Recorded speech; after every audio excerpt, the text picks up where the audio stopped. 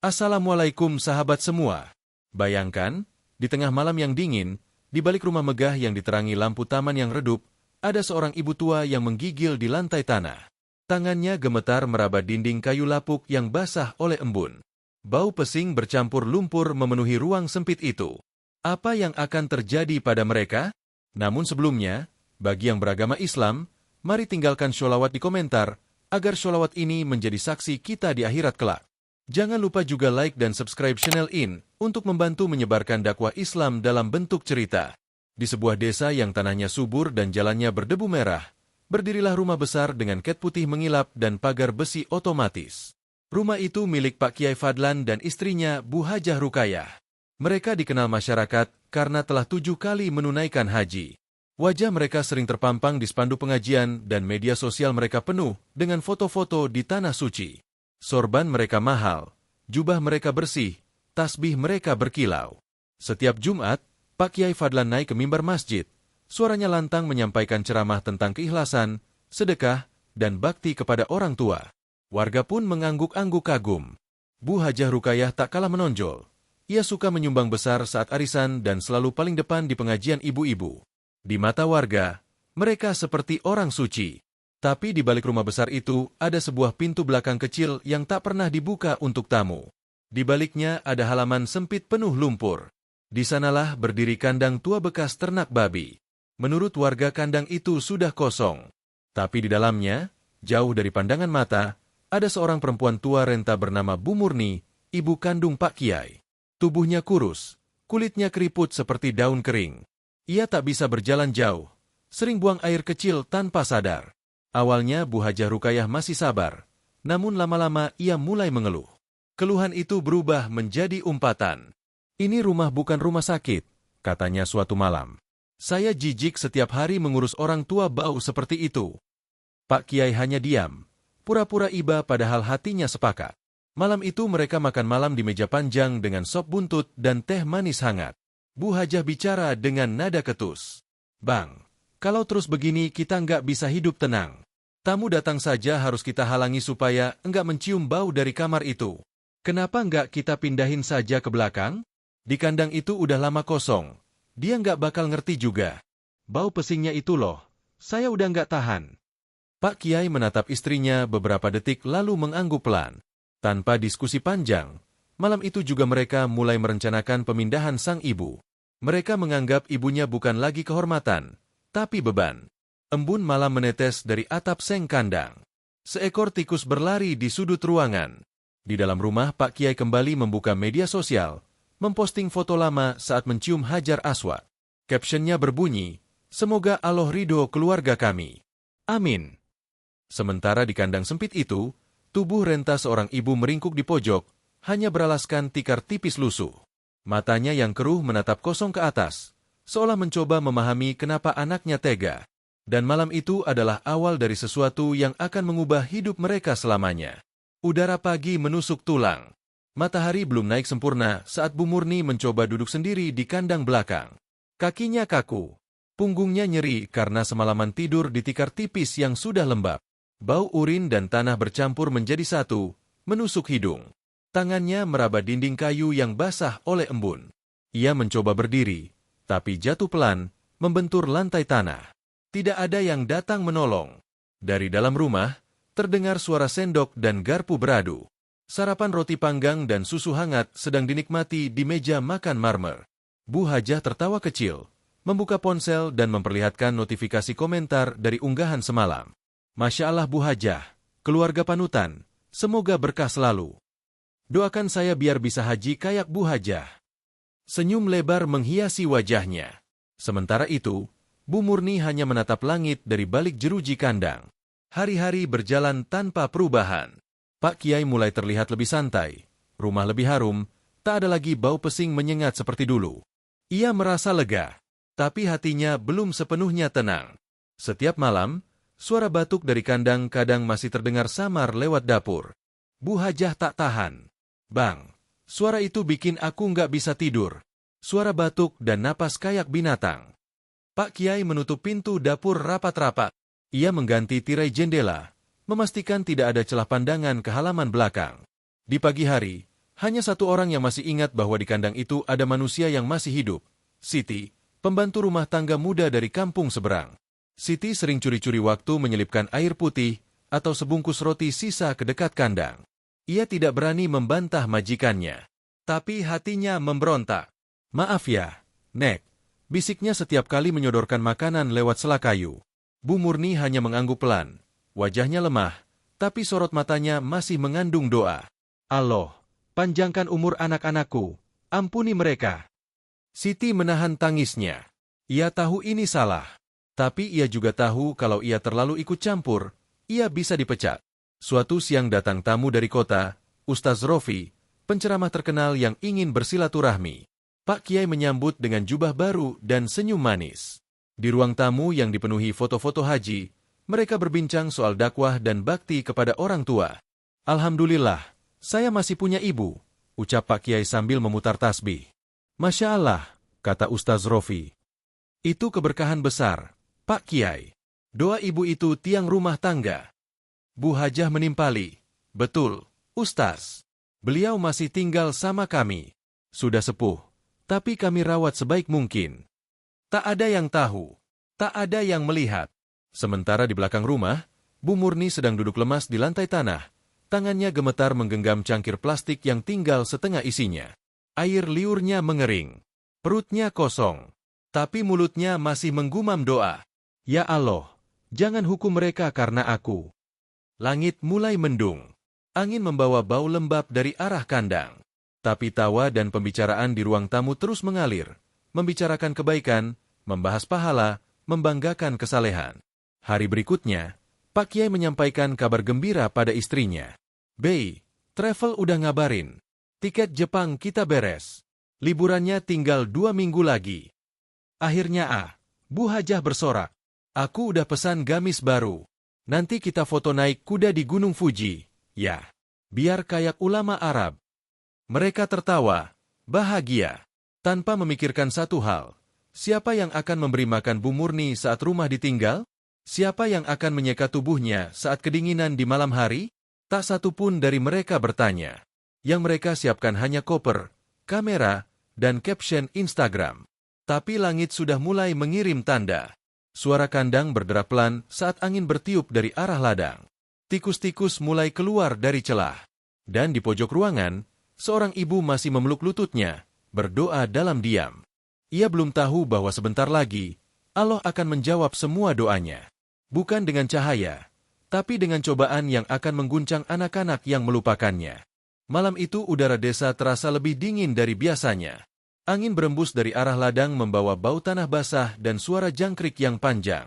Di balik rumah megah itu, kandang tua berdiri seperti saksi bisu. Dinding kayunya lapuk, atap sengnya berkarat, dan lantainya basah bercampur lumpur serta sisa hujan yang belum kering. Di sudutnya, seekor tikus kecil berlari mencari remah nasi. Bu Murni meringkuk di pojok kandang. Tangannya memeluk lutut, tubuhnya menggigil. Ia menatap pintu kandang yang digembok dengan rantai baru. Napasnya tersengal, bibirnya kering. Setiap malam ia mendengar suara pintu belakang rumah dibuka lalu ditutup kembali, tapi tak pernah ada langkah mendekat ke kandang. Di dalam rumah, Bu Hajah Rukayah sedang sibuk mengatur koper dan baju-baju baru.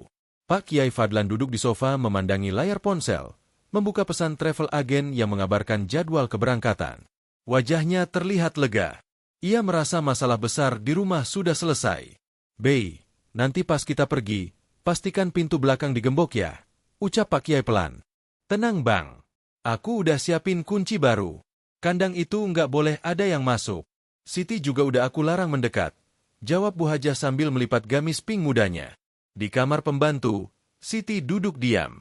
Matanya berkaca-kaca mendengar percakapan itu. Ia memeluk erat kain pel di tangannya. Ia tahu kandang itu bukan sekadar kandang. Di dalamnya ada seorang ibu tua yang sudah hampir tak bisa bicara. Hatinya berontak, tapi bibirnya keluh. Di kandang, Bu Murni berusaha bangun, merangkak ke arah pintu. Tangannya meraba-raba tanah, mencari sisa air di ember karatan. Ia menyeruput sedikit, lalu batu kecil, suara serak yang nyaris tak terdengar. Matanya menatap ke langit lewat celah kayu. "Allah, kuatkan aku," gumamnya pelan. Pagi harinya, suasana rumah terlihat biasa. Bu Hajah menyemprotkan pewangi ruangan, Pak Kiai mengecek tiket, dan Siti membersihkan meja makan. Tapi di balik itu semua, suara lirih dari kandang semakin pelan. Seolah tubuh yang terkurung itu mulai menyerah pada nasibnya. Hari demi hari Bu Hajah semakin cuek. Ia menikmati rumahnya yang kini wangi. "Bang, rasanya lebih segar ya sekarang. Enggak ada bau menjijikan itu lagi," katanya sambil menyeduh teh manis. Pak Kiai hanya mengangguk. Dalam hatinya ia merasa bebas. Tapi jauh di sudut pikirannya ada sesuatu yang mengganggu. Suara kecil yang ia abaikan. Sore itu, langit desa berubah kelabu. Angin mulai kencang. Daun-daun jatuh ke halaman belakang. Di kandang, Bu Murni duduk dengan tangan gemetar. Napasnya semakin pendek, tapi mulutnya masih berdoa lirih. "Allah, jangan hukum mereka karena aku." Tak ada yang tahu doa itu sedang naik ke langit. Tak ada yang tahu langit sudah menyiapkan balasan. Bukan berupa petir, bukan berupa gempa, tapi berupa sesuatu yang akan membuat dua manusia itu berlutut dan menangis seperti anak kecil di hadapan ibunya sendiri. Malam itu Bu Hajah menutup koper terakhirnya. Pak Kiai mengirim pesan ke travel agen. "Kami siap berangkat." Di tangannya ada brosur foto kuda besar di kaki Gunung Fuji. Mereka tersenyum puas, tak sadar bahwa kuda itulah yang akan membawa pesan Allah. Dan di kandang belakang, Bu Murni memejamkan mata, merasakan hawa dingin menusuk tulangnya. Ia menarik napas panjang. Meski tubuhnya lemah, bibirnya masih bergetar menyebut nama anaknya, memanggilnya dalam doa yang tak pernah berhenti. Siang itu udara desa panas. Jalanan berdebu dan burung-burung berteduh di pohon kelapa. Di dalam rumah megah, Pak Kiai Fadlan duduk bersandar di sofa empuk sambil membuka pesan-pesan pengikutnya. Notifikasi media sosialnya tak berhenti berbunyi. "Masya Allah, Pak Kiai luar biasa. Semoga saya bisa seperti Bapak. Pak Kiai teladan kami semua. Keluarga berkah." Pak Kiai tersenyum kecil. Jempolnya lincah membalas komentar dengan emoji doa dan foto Ka'bah. Sementara itu, Bu Hajah Rukayah di ruang makan sedang merapikan vas bunga keramik. Wajahnya berseri. Rumah mereka kini harum. Tak ada lagi bau pesing yang mengganggu pagi-pagi mereka. "Bang," ucap Bu Hajah, "lihat kan? Rumah kita sekarang lebih segar. Enggak ada suara rintihan itu lagi." Pak Kiai mengangguk pelan. "Iya, Bey. Kita tinggal fokus liburan." Di belakang rumah, Bu Murni terduduk di pojok kandang. Tubuhnya semakin kurus. Tangannya gemetar ketika mencoba mengangkat cangkir plastik yang berisi air hujan yang ia tampung sendiri. Ia batuk kecil. Suara napasnya terdengar berat. Namun meski begitu, bibirnya masih bergetar. "Allah, maafkan anakku. Berilah mereka jalan kembali." Siti di dapur diam-diam memperhatikan pintu belakang. Hatinya gelisah. Setiap kali ia mendekat ke kandang, Bu Hajah langsung melarang. "Sit, jangan ke belakang ya. Itu area bekas ternak, bahaya." Siti hanya mengangguk, tapi matanya mencuri pandang ke arah rantai besar di pintu belakang. Hari itu datang tamu dari kota, seorang ustaz muda bernama Ustaz Rofi. Ia datang membawa buah tangan dan ingin bersilaturahmi. Pak Kiai menyambutnya dengan jubah putih baru, wajahnya penuh senyum. "Masya Allah Pak Kiai, ini haji ke-7 ya?" tanya Ustaz Rofi sambil kagum. "Betul, Ustaz. Semua rezeki dari Allah." Pak Kiai tertawa kecil. Mereka berbincang tentang amal jariah, wakaf, dan birrul walidain. Bu Hajah ikut duduk, tersenyum manis, dan menimpali pembicaraan. "Betul, Ustaz. Ibu kami juga masih kami doakan tiap hari. Beliau sudah sepuh, sering tidur saja. Kami rawat sebaik mungkin." Ucapan itu seperti pisau yang menusuk hati Siti yang sedang menyiapkan teh di dapur. Ia tahu apa yang sebenarnya terjadi. Ia tahu ibu tua itu tak tidur di kamar, tapi di lantai kandang lembab. Di luar, langit mulai menghitam. Angin membawa aroma tanah dan bau lembab yang menusuk dari arah belakang rumah. Ustaz Rofi tak menyadari apa-apa. Ia hanya melihat rumah besar yang bersih, harum, dan penuh foto haji di dinding. Pak Kiai tersenyum lebar. Bu Hajah membetulkan kerudungnya. Mereka tampak seperti pasangan sempurna, pasangan teladan. Tapi di luar rumah, doa seorang ibu tua terus naik langit, mengetuk pintu rahmat dengan cara yang tak bisa dibayangkan manusia. Sore itu, Pak Kiai mendapat kabar baru dari travel agen. "Tiket ke Jepang sudah dikonfirmasi. Besok koper kita siapin ya, Bey," ucapnya senang. Bu Hajah mengangguk antusias. Aduh, nggak sabar foto naik kuda Jepang. Pasti bagus banget kontennya. Aku udah siapin captionnya biar viral. Mereka tertawa bersama. Di kandang belakang, Bu Murni terbatuk keras. Suaranya tenggelam dalam tawa dan rencana liburan. Langit desa semakin gelap. Angin malam berdesir pelan, seperti membawa kabar yang belum terucapkan. Doa Bu Murni terus naik, lirih tapi pasti. Dan Allah sudah menyiapkan cara untuk menjawab doa itu. Pagi itu udara masih dingin saat Pak Kiai Fadlan membuka jendela kamarnya. Kabut tipis menggantung di halaman. Di tangan kirinya ada secangkir kopi hangat, sementara tangan kanannya sibuk memegang ponsel, membaca itinerari dari travel agent. Bey, tiket kita jam 7 pagi lusa. Semua sudah siap. Hotel bintang 5, naik kuda di kaki Gunung Fuji, makan siang di restoran halal. Lengkap. Masya Allah, akhirnya ya, Bang.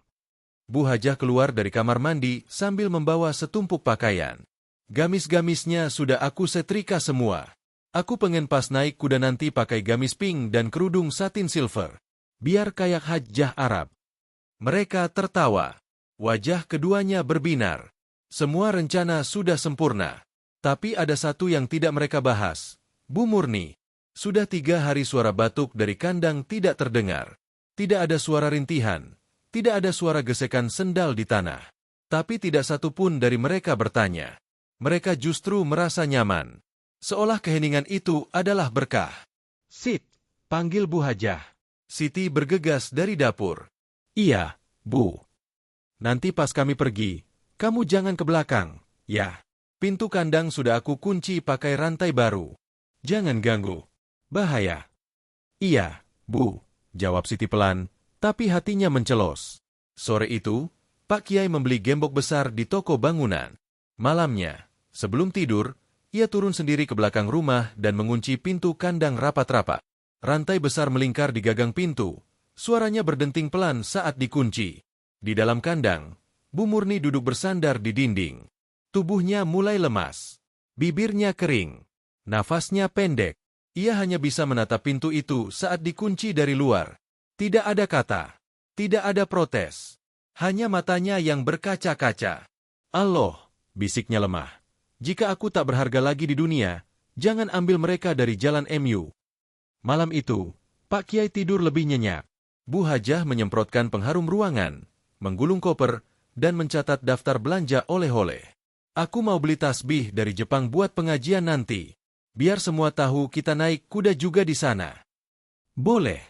Tapi jangan lupa captionnya nanti pas upload foto. Semua sudah mereka rencanakan. Semua tampak sempurna. Tapi Allah punya cara sendiri untuk menata ulang hidup hambanya. Di tempat lain, jauh dari rumah mereka, seekor kuda jantan besar berwarna coklat tua sedang dipersiapkan untuk atraksi wisata di kaki Gunung Fuji. Kuda itu jinak, diam, dan tunduk pada pawangnya. Tapi malam itu matanya merah. Ia meringkik pelan, menghentakkan kakinya ke tanah. Pawangnya tak curiga, tapi langit malam yang gelap dan angin dingin yang menusuk perlahan menyimpan pertanda. Doa seorang ibu yang dikunci di kandang mulai mengguncang jagat, dan azab itu sedang disiapkan. Bukan untuk membalas, tapi untuk membangunkan dua hati yang terlalu lama tertidur dalam kenyamanan dunia. Pagi itu langit Tokyo cerah. Embun menggantung di pucuk dedaunan musim gugur yang memerah. Udara dingin menggigit. Namun hati Pak Kiai Fadlan dan Bu Hajah Rukayah hangat oleh semangat liburan. Mereka keluar dari hotel mewah sambil tertawa kecil, mengenakan jubah putih bersih dan pakaian syari terbaik. Kamera digantung di leher, ponsel digenggam erat. Semua harus sempurna hari ini.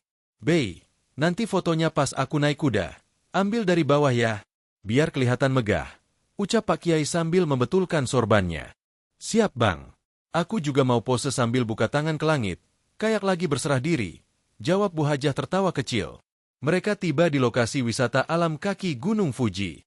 Deretan kuda berjajar rapi, kabut tipis menyelimuti rerumputan, daun-daun merah oranye berguguran. Salah satu kuda, seekor jantan besar berwarna coklat gelap dengan sorot mata tajam, dipilih untuk Pak Kiai dan Bu Hajah. Pawang kuda mengangguk sopan. Kuda ini jinak. Banyak turis naik dia. Aman. Mereka naik perlahan ke atas punggung kuda. Kamera mulai merekam. Bu Hajah menyiapkan caption Instagram, Naik kuda di negeri Sakura. Dari Kabah ke Fuji. Masya Allah. Tapi yang tidak mereka tahu, kuda itu mulai menggerakkan telinganya gelisah. Nafasnya memburu. Kukunya menghentak tanah. Pawang mencoba menenangkan. Namun sorot mata kuda itu berubah. Saat kamera diarahkan untuk mengambil foto terbaik, tiba-tiba, kuda itu meringkik keras. Kedua kaki depannya terangkat tinggi ke udara. Tubuh Pak Kiai terpental ke belakang. Bu Hajah menjerit. Dalam hitungan detik, tubuh Pak Kiai menghantam batu besar. Kepalanya terbentur. Lututnya tertekuk aneh. Bu Hajah ikut terseret jatuh ke tanah. Pundaknya terbentur pelana. Wajahnya berlumur tanah dan darah mengalir dari lengan kanan yang terluka. Suara panik terdengar. Wisatawan berteriak. Beberapa mengangkat ponsel, merekam. Pawang kuda kalang kabut. Ini pertama kalinya dia begitu. Biasanya jinak. Pak Kiai mengerang kesakitan. Ia tak bisa mengangkat kakinya. Matanya berkunang-kunang. Bu Hajah terduduk lemas. Tangannya gemetar memegang pundaknya yang nyeri. Dalam keributan itu, tak ada satupun yang bisa menjelaskan kenapa kuda jinak itu tiba-tiba mengamuk. Tapi di belahan bumi lain, di satu desa kecil yang jauh dari Jepang, suara batu pelan terdengar lagi dari balik kandang kayu yang dingin. Bu Murni masih hidup. Tubuhnya sudah sangat lemah. Tapi malam sebelum kuda itu mengamuk, ia memejamkan mata dan berdoa lebih lama dari biasanya. Allah, jika engkau masih mendengar, bangunkan mereka, jangan dengan kematian, tapi dengan peringatan. Dan Allah menjawab, bukan dengan kilat atau gempa, tapi dengan satu kuda yang mewakili murka langit. Pak Kiai dibawa ke rumah sakit kecil di kaki gunung. Tulang kakinya retak, bahunya lebam, dahinya diperban. Bu Hajah hanya bisa menangis di samping ranjang.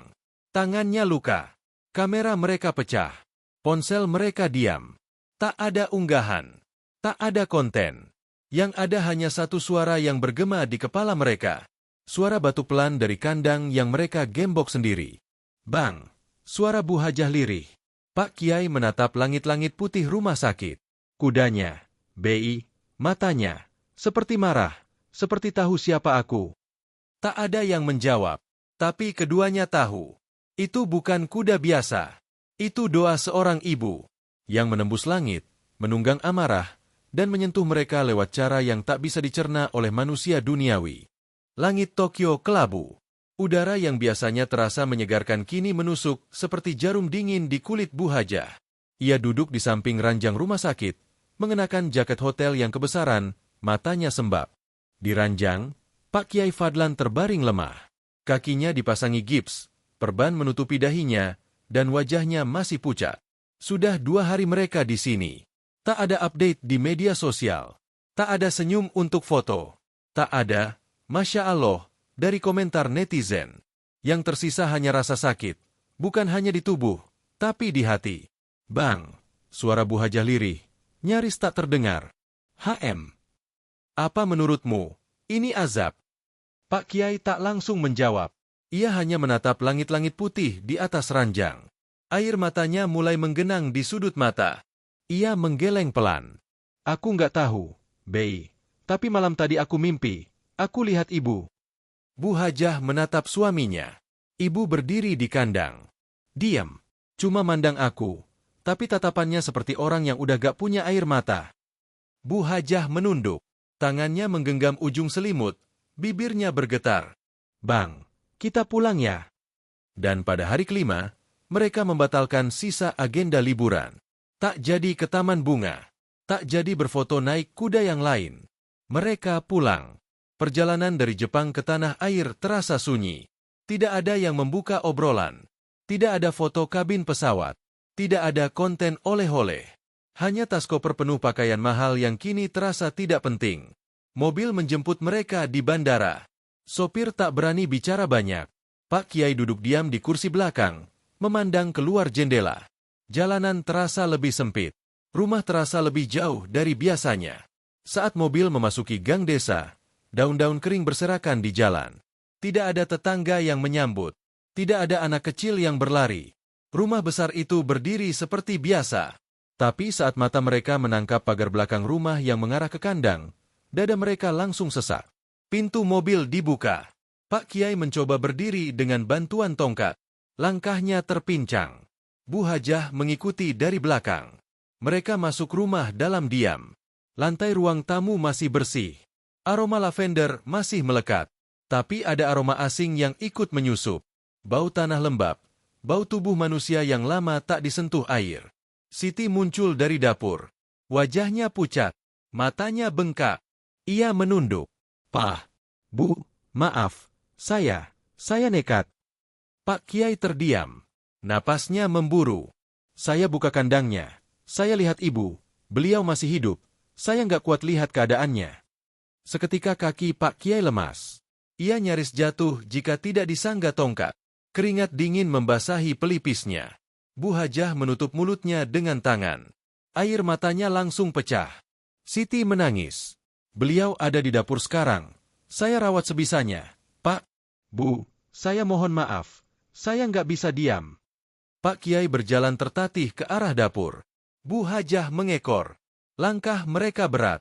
Jantung mereka berdetak liar. Dan ketika mereka tiba di pintu dapur, dunia seolah berhenti. Di sana, di atas tikar lusuh, terbaring seorang ibu tua kurus. Kulitnya pucat kehijauan. Wajahnya cekung. Tapi matanya masih terbuka. Menatap mereka. Lemah, namun hidup. Pak Kiai bergetar. Ia berlutut di lantai. Tangannya meraih tangan keriput itu. Ia menciuminya tanpa henti. Tangisnya pecah seperti anak kecil yang tersesat di keramaian. "Bu, maafin aku. Aku anak durhaka. Aku yang hina. Aku yang buang ibu." Bu Hajah ikut berlutut. Ia menggenggam betis sang ibu. Air matanya menetes di kaki yang kurus itu. "Bu, ampuni kami. Kami buta. Kami terlalu sombong." Dan dari bibir yang sudah kering, suara lemah terdengar. Pelan, patah-patah, tapi cukup untuk menghancurkan benteng kebanggaan mereka berdua. "Alhamdulillah, kalian pulang." Dapur rumah itu berubah menjadi ruang tobat. Di lantai, Pak Kiai Fadlan masih berlutut, memegangi tangan ibunya yang dingin dan keriput. Air matanya terus menetes ke punggung tangan yang dulu pernah membelainya saat kecil. Tangannya yang dulu pernah ia singkirkan, kini ia genggam erat-erat, seolah takut kehilangan untuk kedua kalinya. "Bu, maafkan saya. Saya bukan anak. Saya bukan manusia." Suaranya bergetar, terputus oleh tangis. Bu Hajah Rukayah duduk di samping, tubuhnya gemetar. Ia menggenggam kaki sang ibu, menciuminya berkali-kali, wajahnya basah oleh air mata dan keringat dingin. Di pelupuk matanya, semua kesombongan masa lalu luruh. Tak ada lagi sisa gengsi. Tak ada lagi aroma parfum mahal. Siti berdiri di pojok dapur, tubuhnya menegang, tak berani bicara apa-apa. Ia hanya menyaksikan dua orang yang pernah menganggap dirinya paling tinggi, kini bersimpu di depan seorang perempuan renta yang dulu mereka kunci di kandang bekas babi. Beberapa menit tak ada yang bicara. Hanya suara Ishak yang memenuhi dapur kecil itu. Kemudian, perlahan, Pak Kiai berdiri. Ia menoleh ke Siti. "Siti, tolong panggilkan perawat desa, atau siapa saja. Saya mau rawat ibu saya sendiri." Suara itu pelan, namun penuh tekad. Hari itu menjadi hari yang paling hening di rumah itu. Tak ada suara tawa. Tak ada notifikasi ponsel. Tak ada postingan baru. Semua waktu terpusat pada satu hal, menebus dosa. Pak Kiai membawa baskom air hangat ke dapur. Bu Hajah menyiapkan sabun bayi dan handuk bersih. Siti membantu membuka baju Bu Murni yang kotor dan sudah melekat di kulit. Ada luka lecet di punggungnya. Ada kulit yang mengelupas di bagian pinggul. Namun tak satu pun dari mereka merasa jijik. Tak ada yang menutup hidung. Yang ada hanya rasa bersalah yang meledak dalam bentuk pengabdian. Pak Kiai mengusap pelan tubuh ibunya dengan air hangat. Tangan yang dulu sibuk menulis ceramah, kini menyeka luka di kaki perempuan yang dulu mengandungnya. Tangannya bergetar. Air matanya jatuh ke baskom. "Bu, ini tangan yang dulu tega mengunci pintu kandang. Sekarang cuma ingin menyentuh luka-luka ibu." Bu Hajah menyisir rambut Bu Murni dengan lembut. Ia tak bisa berhenti menangis. "Saya dulu jijik, Bu. Saya pikir ibu pengganggu. Saya pikir ibu bau. Tapi yang paling busuk itu hati saya sendiri." Setelah selesai, mereka memakaikan baju katun bersih. Pak Kiai meletakkan bantal di bawah kepala ibunya. Siti membuatkan bubur lembut, menyendokkan perlahan ke mulut Bu Murni yang sudah lemah. Sang ibu hanya menatap. Senyumnya samar, tapi di matanya ada cahaya yang perlahan menyala. Bukan karena tubuhnya sembuh, tapi karena ia tahu anak yang dulu ia lahirkan kini lahir kembali. Malam itu, Pak Kiai tidur di lantai dapur, persis di samping tikar ibunya.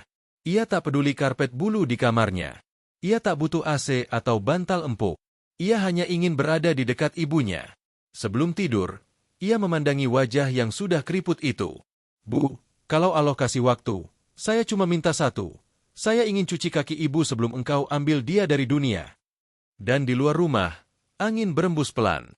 Bintang bertaburan di langit, seolah menjadi saksi bahwa rumah besar itu akhirnya terisi kembali oleh yang paling berharga, cinta seorang ibu yang tak pernah padam. Fajar menyingsing di desa kecil itu dengan warna langit yang lembut. Suara ayam berkokok terdengar dari kejauhan. Namun bukan itu yang membangunkan Pak Kiai Fadlan, melainkan suara batuk lirih dari tikar di sampingnya. Ia membuka mata. Seketika tubuhnya terangkat dan menoleh. Di sana, ibunya masih terbaring, mata setengah terbuka, wajahnya pucat, namun napasnya lebih teratur dari semalam. Bu, bisiknya, menggenggam tangan yang terkulai lemah. Allah masih kasih aku waktu. Tanpa menunda, ia bangkit. Tangannya mengambil gayung, menuang air hangat dari termos, lalu kembali duduk di lantai. Ia menyeka wajah ibunya perlahan, membersihkan dahinya yang basah oleh keringat. Bu Hajah Rukayah masuk membawa bubur kacang hijau dalam mangkuk kecil. Ia duduk di samping Pak Kiai, menyendokkan perlahan ke mulut Bu Murni. Tak ada lagi cemberut di wajahnya. Tak ada lagi rasa risih. Hanya ketulusan, yang kini tumbuh dari rasa bersalah yang dalam.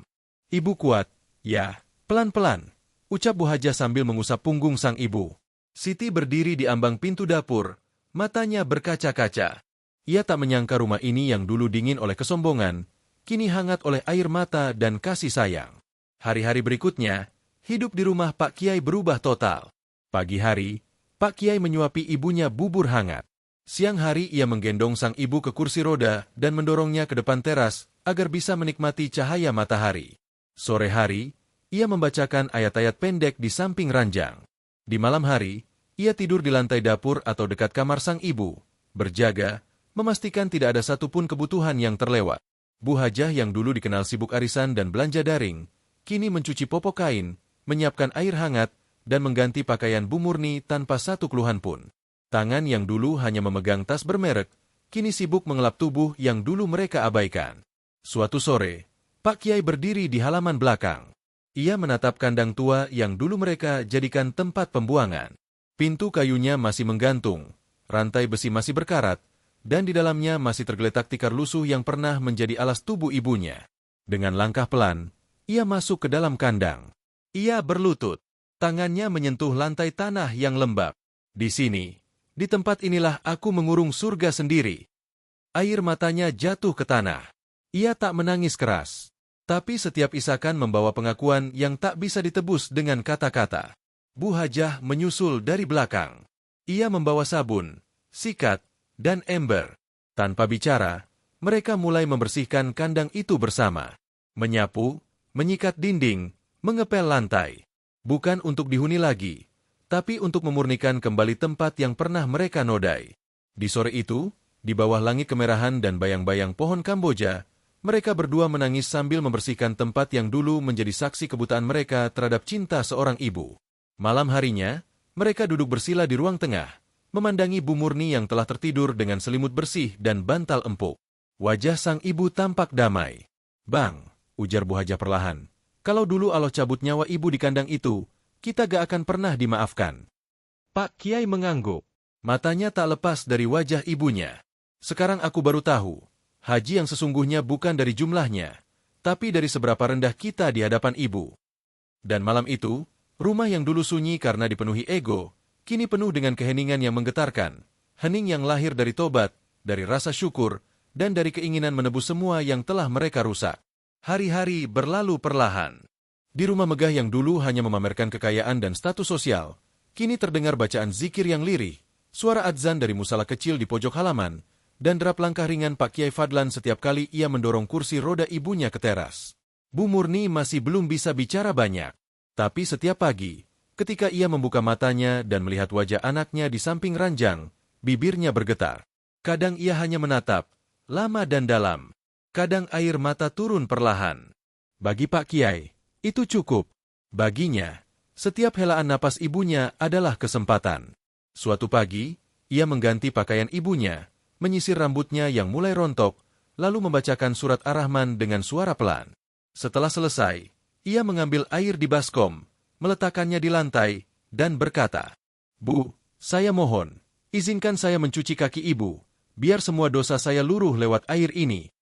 Ia mencelupkan tangan ke air hangat, lalu mengangkat kaki kurus yang keriput itu. Perlahan ia basuh, sambil menciuminya, menahan tangis yang pecah dalam dada. Bu Hajah yang melihat dari balik pintu, tak bisa menahan diri. Ia menutup mulutnya dan menangis dalam diam. Ia tahu, lelaki yang duduk di lantai itu bukan lagi suaminya yang dulu. Ini adalah anak yang pulang. Ini adalah manusia yang baru. Hari itu, Pak Kiai tidak ke masjid besar, tidak mengisi ceramah di panggung megah. Ia duduk di dapur, menunggu ibunya menghabiskan bubur hangat. Beberapa hari kemudian, warga desa mulai tahu apa yang terjadi. Bukan dari gosip, tapi dari perubahan yang mereka lihat.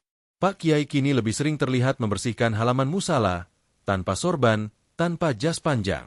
Ia duduk bersama anak-anak, mengajari huruf hijaiyah dari dasar. Ia menunduk saat lewat di depan orang tua. Ia meminta maaf kepada siapapun yang pernah ia tinggikan suaranya. Suatu malam, ia mengumpulkan warga di halaman rumah. Ia berdiri tanpa mimbar, tanpa pengeras suara. Di sampingnya, Bu Murni duduk di kursi roda, diselimuti kain putih. Dengan suara gemetar, ia berkata, "Saya berdiri di sini bukan sebagai kiai, tapi sebagai seorang anak yang pernah membuang surga ke kandang, dan kini sedang berusaha mengetuknya kembali." Tak ada yang berbicara. Banyak dari warga yang tertunduk. Beberapa menangis. Pak Kiai menatap ibunya. "Selama ini saya pikir saya paham agama. Saya pikir saya paham jalan ke surga. Tapi ternyata saya lupa bahwa surga itu ada di kaki ibu saya sendiri." Seketika, suasana hening berubah jadi syahdu. Warga yang hadir mulai mendekat. Beberapa menyalami Pak Kiai. Ada yang mencium tangan Bu Murni. Ada yang ikut bersimpuh, minta didoakan. Dan malam itu, Pak Kiai Fadlan menangis. Bukan karena rasa bersalah, tapi karena Allah telah memberinya kesempatan untuk menebus, untuk berubah, dan untuk benar-benar menjadi haji. Bukan hanya karena gelar, tapi karena hatinya yang kini pulang. Keesokan harinya, setelah salat subuh, Pak Kiai duduk di samping ranjang ibunya. Tangan keriput itu masih dalam genggamannya. Tapi ada keheningan yang berbeda pagi itu. Bu Murni tak membuka mata. Wajahnya tenang. Bibirnya sedikit tersenyum. Pak Kiai menghela napas panjang. "Allah, Engkau beri aku waktu untuk menebus. Dan Engkau cabut dia dalam pelukanku. Alhamdulillah." Air matanya jatuh. Tapi bukan dari rasa kehilangan, melainkan dari rasa syukur. Karena surga yang dulu ia kunci, kini telah ia buka kembali. Dengan air mata, dengan bakti, dan dengan kejujuran yang tak lagi butuh panggung atau pujian. Dan sejak hari itu, tidak ada lagi yang memanggilnya Pak Kiai Fadlan.